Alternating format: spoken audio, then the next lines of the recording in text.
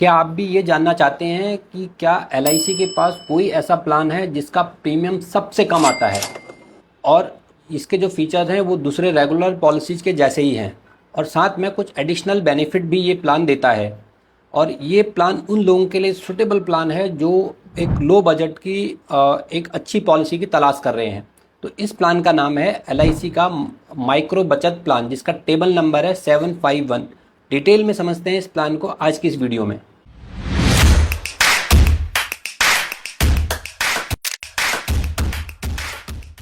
Hello hi नमस्कार, मेरा नाम राजेंद्र पांडे है। हम अपने चैनल जीआरपी इंश्योर इन्वेस्ट से देते हैं आपको इंश्योरेंस और इन्वेस्टमेंट से रिलेटेड इन्फॉर्मेशन। अगर आप इस चैनल पर पहली बार आए हैं तो आपसे रिक्वेस्ट करूंगा कि चैनल को सब्सक्राइब भी कर लें।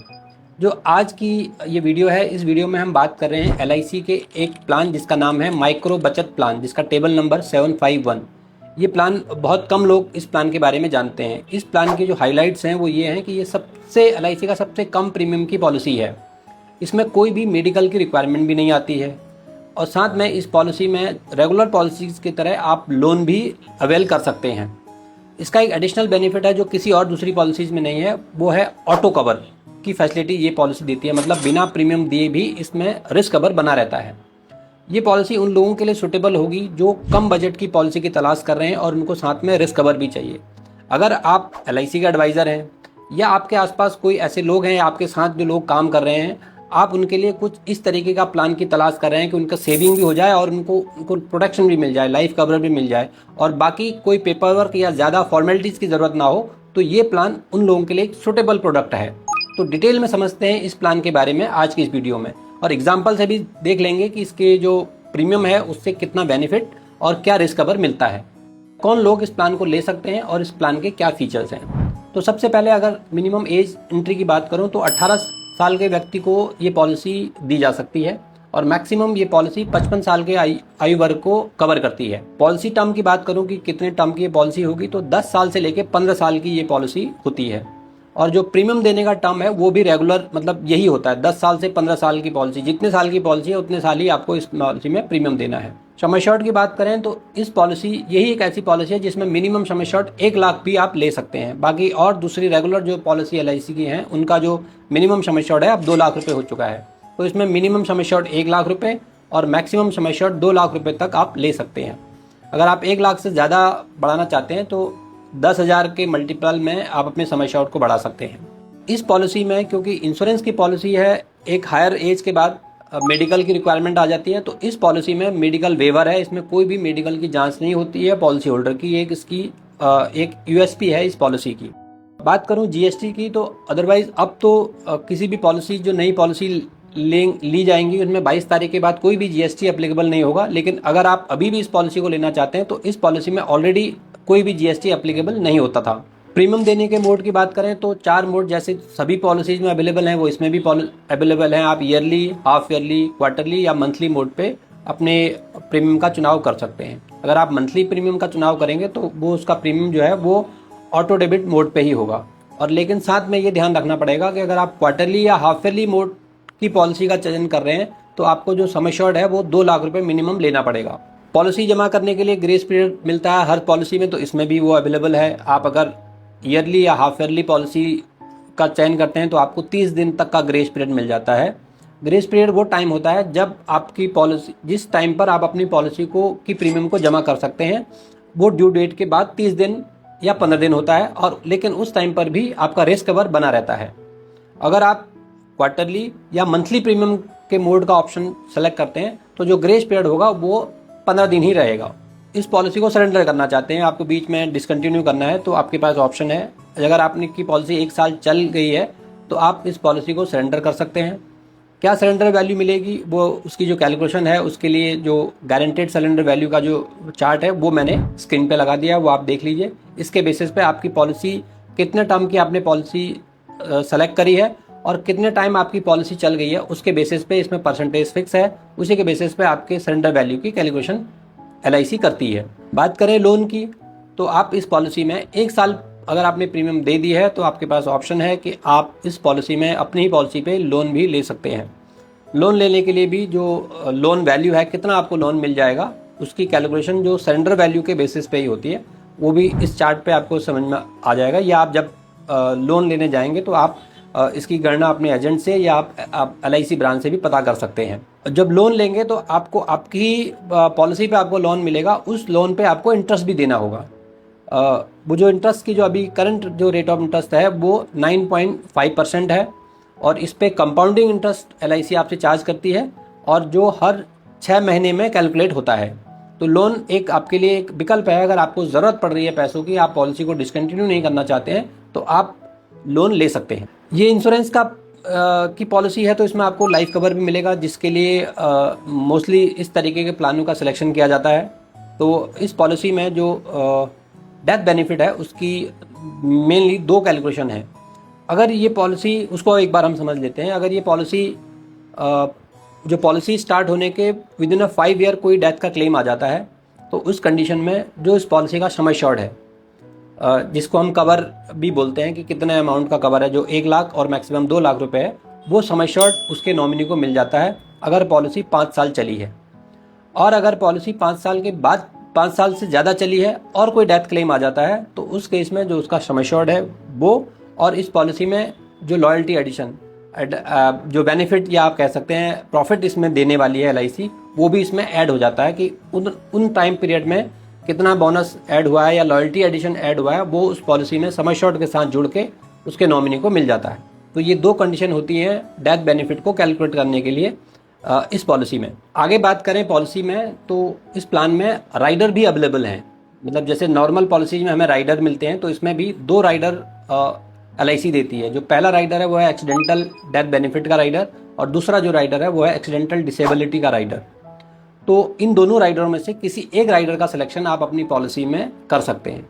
ये जो राइडर होते हैं ये आपके जो रिस्क कवर है उसको इन्हेंस कर देते हैं, उसको बढ़ा देते हैं। अगर आपने ये राइडर लिया है, लेट्स सपोज अगर एक्सीडेंटल राइडर हमने इस पॉलिसी में लिया है और किसी पॉलिसी होल्डर की मृत्यु दुर्घटना के कारण हो जाती है, तो उसमें जो उनका सम एश्योर्ड है वो बढ़ जाता है। साथ में जिन्होंने जो उनका बेसिक सम एश्योर्ड है, अगर एग्जाम्पल के लिए 1 लाख रुपए मानते हैं, और अगर उन्होंने एक्सीडेंटल राइडर का भी लिया हुआ है सम एश्योर्ड 1 लाख रुपए, तो दुर्घटना से मृत्यु होने पर उनके नॉमिनी को 2 लाख रुपए मिल जाएंगे। और अगर डिसेबिलिटी को समझें, तो उसमें अगर व्यक्ति अपंग हो जाते हैं या वो डिसेबल हो जाते हैं, तो उस कंडीशन में भी ये पॉलिसी का जो सम एश्योर्ड उन्होंने राइडर के लिए चूज किया है वो उनको मिल जाता है। तो ये 2 राइडर में से किसी एक राइडर को आप सेलेक्ट कर सकते हैं। तो राइडर लेना हमेशा पॉलिसी में एक एडवाइजेबल होता है। उसके लिए एक मिनिमम सी आपको प्रीमियम एडिशनल देनी होती है।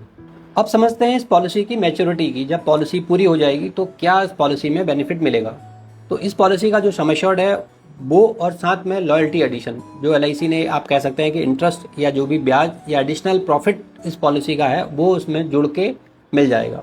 इस पॉलिसी का पर्पज है कि LIC उन लोगों को भी प्रोटेक्शन देना चाहती है कि जो इस प्रोटेक्शन से या लाइफ कवर से दूर हैं या उस तरीके के प्रोडक्ट को नहीं ले पाते हैं, तो उन लोगों को लेने के लिए इस पॉलिसी को डिज़ाइन किया गया है स्पेशली।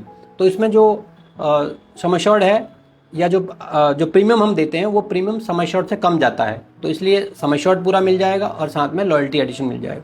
अगर हम ये समझें कि इससे बहुत ज़्यादा प्रॉफिट होगा, तो ऐसा नहीं है।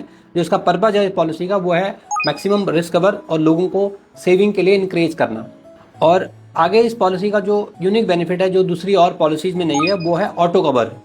तो ये पॉलिसी में एक ऑटो कवर का फीचर है, तो उसको एक बार हम समझ लेते हैं।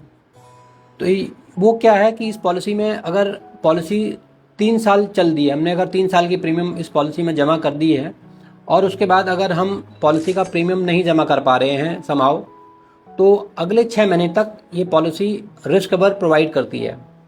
तो ये इस पॉलिसी का एक यूनिक फीचर है। अगर अगले 6 सालों तक भी कोई पॉलिसी की प्रीमियम जमा नहीं है और कोई डेथ का क्लेम आ जाता है, तो LIC उसको रनिंग स्टेज में ही इस पॉलिसी को मानेगी और उसका पूरा डेथ क्लेम उसके नॉमिनी को दे दिया जाएगा।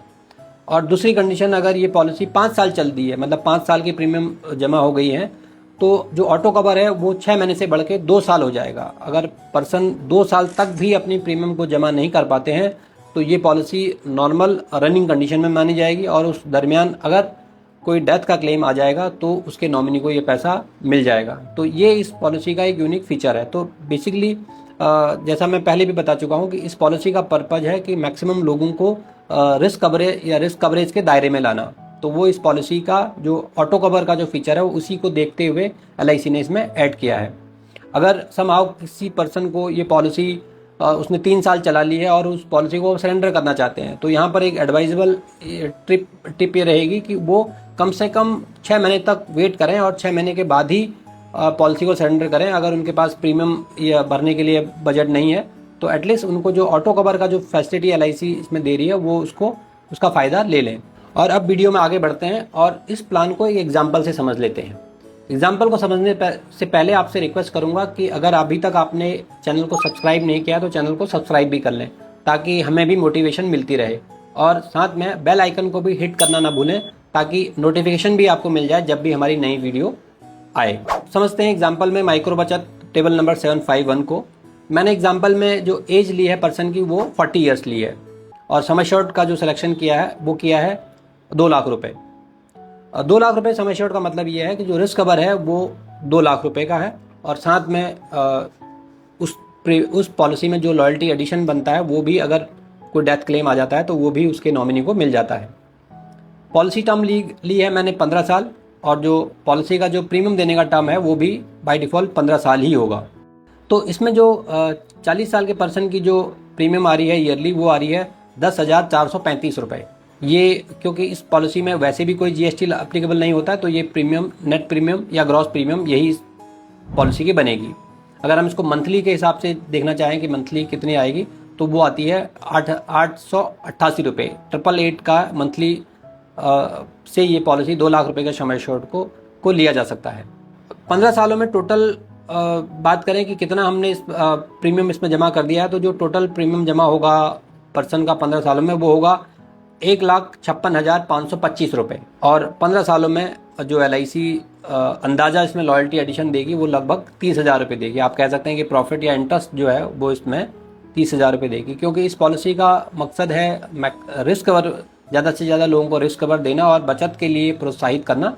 तो इसमें जो लॉयल्टी एडिशन है वो 30,000 रुपये देती है। तो और मैच्योरिटी के टाइम पर जब ये पॉलिसी पूरी हो जाएगी तो इसमें जो सम एश्योर्ड है, हमने इस एग्जांपल में 2 लाख रुपए का सिलेक्शन किया है, वो 2 लाख रुपए प्लस जो 30,000 रुपये की लॉयल्टी एडिशन है लगभग, वो इस पॉलिसी होल्डर को मिल जाएगा जब ये पॉलिसी 15 साल के बाद पूरी हो जाएगी। अगर हम 1 लाख रुपए का भी सिलेक्शन करते हैं और कोई 18 ईयर या 20 ईयर्स का पर्सन भी पॉलिसी को सेलेक्ट करता है तो लगभग 450 रुपये के मंथली बजट पे भी ये पॉलिसी ली जा सकती है। कोई भी ऐसा प्रोडक्ट या इस तरीके का कोई भी प्लान अवेलेबल नहीं है जो 450 रुपये मंथली के बजट से 1 लाख रुपए का रिस्क कवर प्रोवाइड करता है, और वो भी इतनी सारी फैसिलिटीज़ के साथ में। तो आप इस तरीके के प्लान को कंसिडर कर सकते हैं।